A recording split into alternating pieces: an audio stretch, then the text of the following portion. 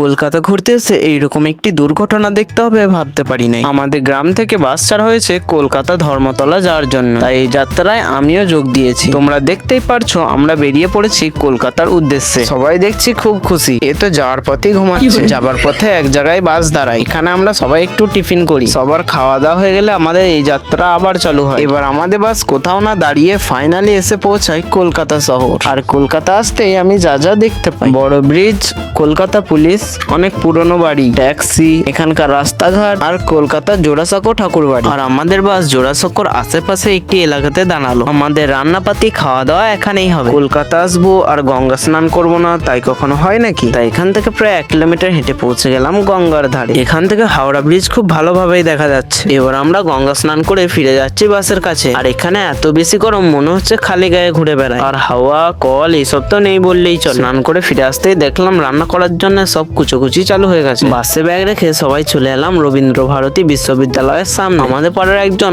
DSLR এনেছে, তাই সবাই একটু ফটো তুলছিলাম। এরা তো বসে পড়েছে।